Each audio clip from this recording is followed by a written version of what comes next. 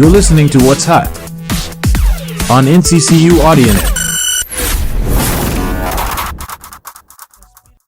It's What's Hot with Shamai Cook. I am Shamai Cook. I got my special guest co-host, Miss Beverly Mahone, in the building. How you doing, Miss Mahone? I'm here.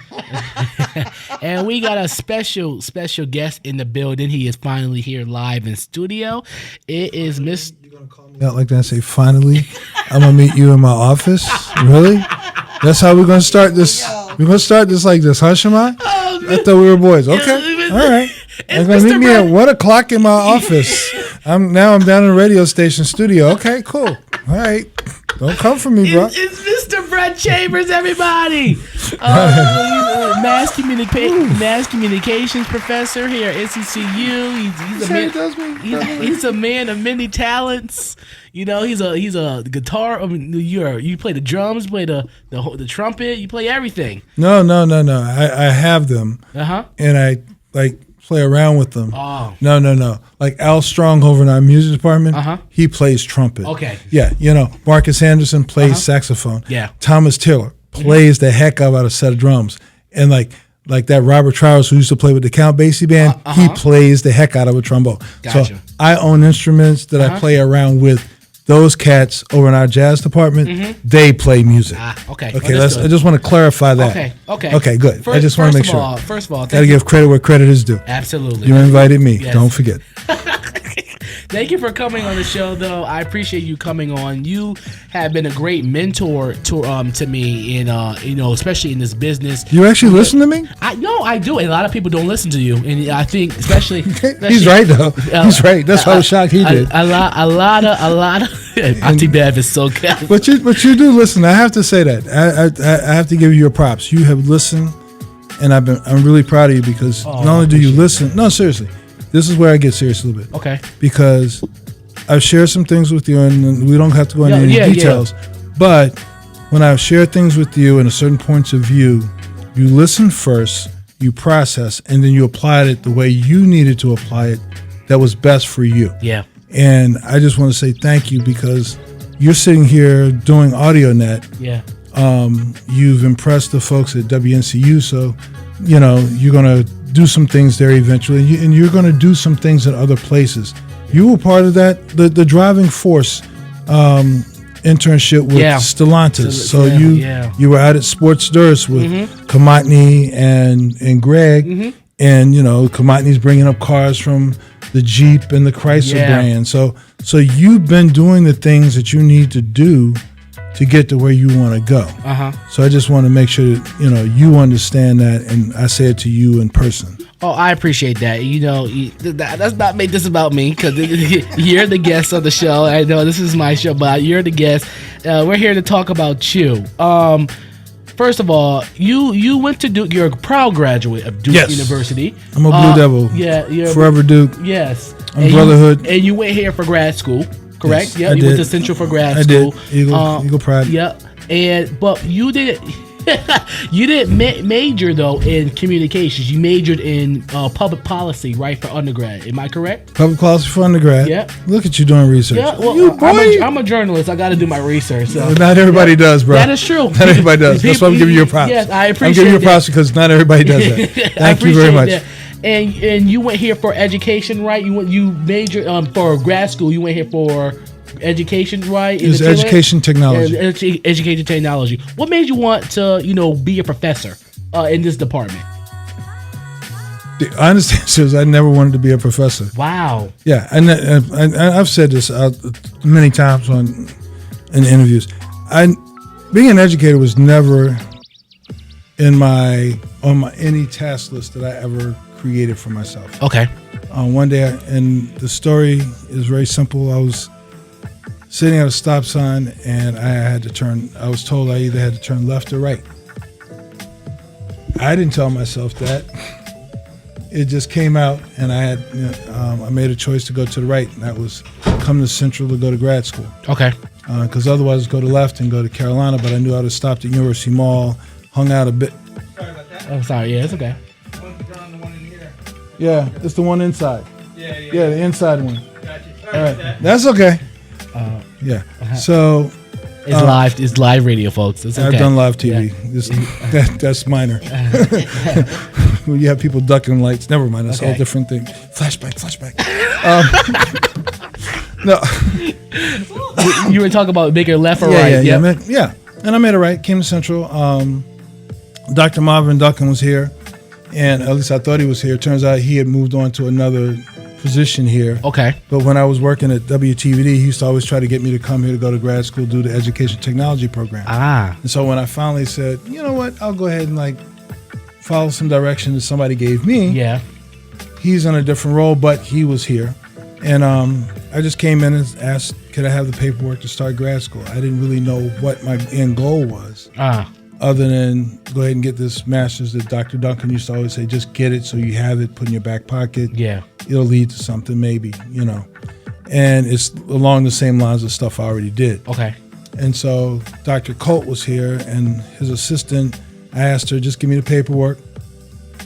You can give me the lecture later. Because if you give me the lecture, I'm going to walk out. And she started laughing. She just handed me the paperwork, said, fill this out. Dr. Colt came in. I started class that day. Oh, wow. That's amazing. Yeah. Oh, I finished the paperwork after class. Yeah. Go out. Okay. I can't make this up. No. And so you asked. So so that's how I started at Central. My mother graduated from Central. Okay. My mother was a Golden Eagle before she passed away. Okay. I wear her every Founders Day and convocation. I wear her medal. Okay. To honor her. Gotcha. Because she's the reason why I made that turn to the right, not to the left. While I was in the grad school part, one of my professors asked me to help out on a grant that she had. Okay. Literally got dumped on her, but I don't want to say that because the people who hear this will say, "Oh, you know who he's talking about." I don't care. but seriously, it just came down to she asked me to help out with a grant. Okay. And I was doing a lot of production work. I just done a commercial at, I think, GSK or something. And that's GlaxoSmithKline. And she said, when she was pitching it to me, she mentioned something about health insurance. And that's all I heard. I heard the health insurance part. Because when I had my own production company, I'm responsible for all that stuff. Okay. So I decided to go ahead and take the gig with her. And she quit 2 weeks later. And I was there by myself. And the new dean and the former dean became my PI, principal investigator. And it was a wonderful Department of Education grant that really helped me understand education in a broader sense. Gotcha. And realize that education is actually kind of cool. Talk about, you're a proud member of NABJ. Yes. And you're the one that told me to join NABJ. Yes. And this is how I met Auntie Bev, actually, through NABJ. When Kelly R. Carter came and we went to a dinner, me and another student went to the dinner for her that was in Durham. Can you talk about how important it is for NABJ, for students to join NABJ who want to be in this business, in communications, in journalism, and media, especially of color? How important is NABJ? Well, first of all, you have a family of 4,100 people that know how to communicate worldwide. Okay, so let's start with that. You have a bigger network. Yeah. Just that alone is worth it. Yeah. For students, that means you have 4,100 people who have done what you think you want to do, that will share with you how to get it done. Yeah. And can connect you to people who can help get you there so you can get it done. Yeah. So that's the short version. Okay. I wasn't a student when I started NABJ. I was a professional. Okay. And I was in NABJ, and then one of the founders also had an organization called National Black Media Coalition. Yeah. And their focus was more on become a producer and become a news director or try to buy a station. Gotcha. And I focused on trying to buy a station. I tried to buy stations in Texas. Ooh, that was not fun. Actually, it was fun. That's not true. It was fun. It was a learning experience. Boy, was it a learning experience. I like that. Yeah, it was totally a learning experience, my brother. Because people were laughing at me. Wow. Yeah. Because you were black, or because they thought you were crazy, or like what? All the above. Wow. Yeah. One guy actually told me, and the irony was, it was his job to help minorities buy the stations. Okay. And he said, "How are you gonna buy a station? You work at a station." Oh, wow. I was like, that's none of your damn business. Like, you don't know who I know. Yeah. And turns out I did know somebody who's lived in Durham, and I have to give a shout out to another Eagle, Maceo Sloan. Maceo Sloan only asked me one question. He said, what's the cash flow? He asked me a business question. Okay. And then we went on from there, but we didn't get to this. But it's that whole thing. If you have a network, you have people who will connect and will share dreams. Yeah. But it's not just share dreams, it's share work. Yeah. Share preparation. Share how do we get it done and how can we develop something bigger and better. Yeah. You know, like right now, just a year ago, about right now, Yep. a group of us, Dorothy Tucker, who's the outgoing president of NABJ, Okay. her, myself, and Regina Young at Bloomberg, we developed an entrepreneurship task force. Yeah. And we did that during COVID. We started off during COVID, and we did our first workshop at the National Convention as an official task force. Got you. This past August in Birmingham. Mm-hmm. And honestly, we didn't think we were going to have a big turnout because we were 4:30 on a Friday afternoon in Birmingham, and we were the last thing between everybody and the sports task force big party. That's the big party. Got you. And we had standing room only, and I was like, whoa. Wow. Yeah, that's what we said, standing room only. And the part that really made my day was the fact that not only was it standing room only, I had 3 former students in the room that just came just to say hi.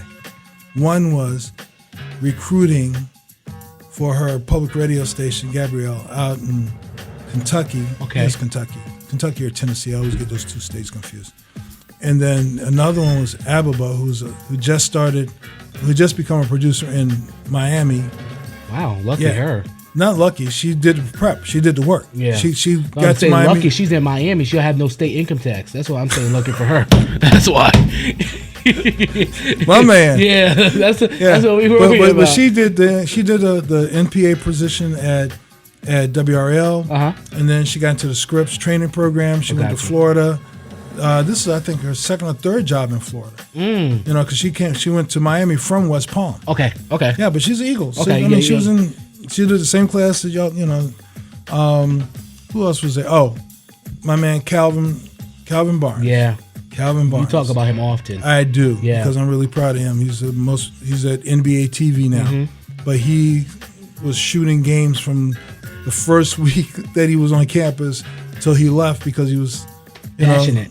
Not just Yeah. passionate, he followed directions. Yeah.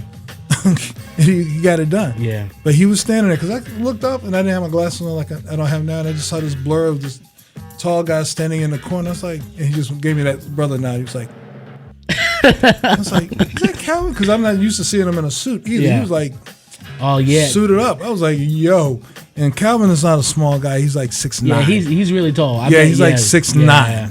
Yeah, he's very tall. Yeah, and his dad is bigger than him. I was like, because when I first met him, he was looking at schools. Okay, so he was touring. He was looking at schools, yeah. and him and his pop, Dr. Hall brought him by, and my door got dark because 2 big bodies. They were 6'9", it was like 6'7". I think he was only 6'7" or 6'8" then, you know, only, you know. And I promised his dad, I was like, yo, because I asked him, I said, what schools you looking at? They told me a list of schools. I was like, yeah, come here. Mm-hmm. As you should. And I looked at his father and said, hey, let him come here. I'll look out for him. And I did. I mean, but I didn't have to do much looking out. He just followed directions. And after that, it was like he was on his own. Last question before we let you go. You know, this media industry is very competitive. Yes. And can you give us some what am I trying to say? Give us some advice to people who are trying to go into this industry, who want to be at the best level. How can we? What's some advice that people should go into this, who want to go into this industry? What should we do? I'm gonna start off with my daughter has come to visit, and she's in the industry now. And one of the students I was just talking. You always talk about your daughter. You're really proud of her. Well, She works her butt off. That's why I'm Google really her. proud of her. Google her. Yeah. She works for the WNBA. I think she has some Emmys, doesn't she? No, she's been in Forbes 3 times. Yeah. I like that better than the Emmy. Yeah. And she was in Black Enterprise 40 under 40 this past year. I think. Yeah, I did see that on And I think Instagram. she Yeah. recently got appointed to the Gatorade board or something. I don't know. But she's something special. Yeah, but anyway, this is what the last time she came in person. Yeah. First thing out of her mouth before she even introduced herself, she said, "Y'all need to learn how to write." And that's where she started. And I can't believe she actually listened to her father, because that's something I told her. But that's something her mother told her. That's something she's always done. Is she was always respected writing. When she was in college, she did a semester at Oxford. And I said, "What are you going to study at Oxford?" She goes, "Shakespeare." I was like, "You're going to study Shakespeare?" She goes, "Yes." She did. Did really well. She got an A and stuff. But my point is, she says it as succinctly as it can be said. Learn how to write. Okay. Read and write. Because the more you read, the better you write. Because reading is fundamental. There you go. Yeah. Reading is Read fundamental. and learn how to. You learn. When I wanted to get better at writing, I read a lot more. I read the Wall Street Journal. Okay. I read the Washington Post. I read the New York Times. I read the LA Times. Okay. The Atlanta Journal-Constitution. I read the Carolina Times. I read Every newspaper. Jet, Ebony, Life Magazine, Time, Newsweek. My father would quiz me on the Washington Post almost every day. USA Today too? They weren't, well, when they finally did come out, but by that time I was a grown up. I'm old. Okay. Black don't crack unless you do it. Dude, when the USA Today came out, I remember when they came out. 'Cause I Okay. had friends that were working in NABJ. And I mean, I know Gotcha. people Okay. that used to work at USA Today. Yeah, that's one of my favorite newspapers. Yeah, and then and then when you learn how to speak too, because like my boy Donnie Simpson just did his last radio show this past week. I saw that from Detroit. Yeah, he's that- a legend. Yeah, he's a legend, but see, you have to understand. I heard Donnie Simpson in D.C. I grew up in D.C. Gotcha. And then when I was a professional, I visited Donnie Simpson at Video Soul back when they were in a trailer at Atlantic Video. Wow. We used to interview some of the same people separately. Like I'd interview them because they were coming up from Atlanta, and I'd interview them here. And then Donnie would get them, or they're coming this way. Okay. And Yeah, he's a legend. He's a legend. He's a legend in and this the radio. voice, oh my God. Yes, it's radio gold. Yeah. Radio gold. Yeah. Thank you so much, Mr. Chambers, for coming on the show, and you are welcome back anytime. Just invite me and give me better directions. Yes, I'm sorry. That's my fault. I apologize. Don't worry about fault. We Yeah. we don't. Let's not fix. Let's not fix fault. Let's just Just do it. Just do it. like Nike says. Yeah. Just do it. Thank you so Are much. they paying you to say their name on the air? That's right. That's right. Unless they're paying you, don't say it, bro. Unless they got the money. They got the money, but if they're not paying you, if it's don't just say $10 their every time name. you say it, that they can pay. They can afford to pay you. All right. Thank you so much, Mr. Chambers. It's All What's right. Up with Shamai Cook. The hot question of the day is next. You're listening to What's Hot on NCCU AudioNet.